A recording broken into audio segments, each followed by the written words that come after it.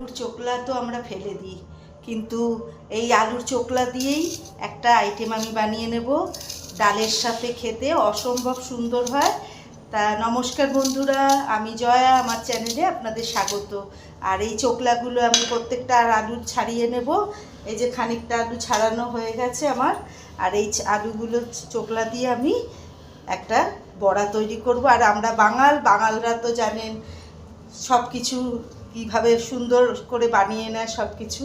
তাহলে চলুন আমি কিভাবে বানাচ্ছি আপনাদেরকে দেখাই। এই আলুর চোকলাগুলো পরিষ্কার জলে ভালো করে বারবার কষলে ধুয়ে নেব, নাহলে তো প্রচুর নোংরা থাকে। 3-4 বার জল পাল্টে আলুগুলো আমি ভালো করে ধুয়ে নেব। ভালো করে জল পাল্টে ধুয়ে দেখুন কত পরিষ্কার হয়ে গেছে। এই যে অনেক।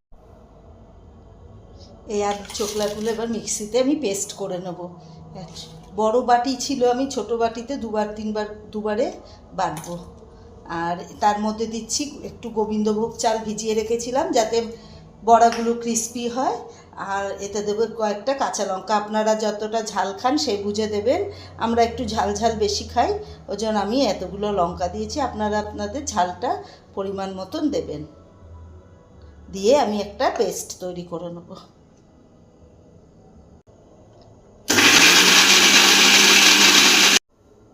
এই যে তৈরি হয়ে গেছে। এক এক করে সব মিশিয়ে নেব।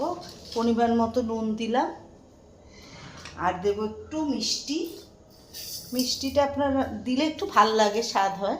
একটু হলুদ গুঁড়ো আর একটু বেসনটা আপনারা নাও দিতে পারেন, কিন্তু বেসনটা একটু দিলাম। একবার শুধু বানিয়ে দেখবেন, আশা করি নিশ্চয়ই ভালো লাগবে। আমি যখনই মুসুর ডাল হয়, মাছ টাছ না খেতে ইচ্ছা করে, তখন আমি এইটা করি। আর মুসুর ডাল আর আলু ভাজা অসাধারণ খেতে হয়। আলু ভাজাও লাগে না, এটা দিয়েই খাওয়া হয়েছে। একটু পাঁপড় ভেজে নেবেন, খুব ভালো হয় খেতে। এবার শুধু তেলে ভাজবো, আর কিচ্ছু না। আপনারা যদি নিরামিষ খান আর কিছু মেশাবেন না।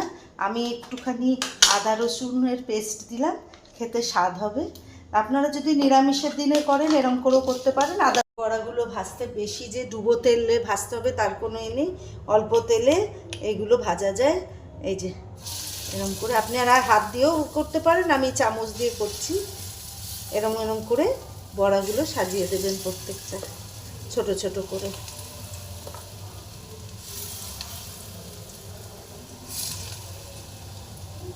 এক পাশটা ভাজা হোক।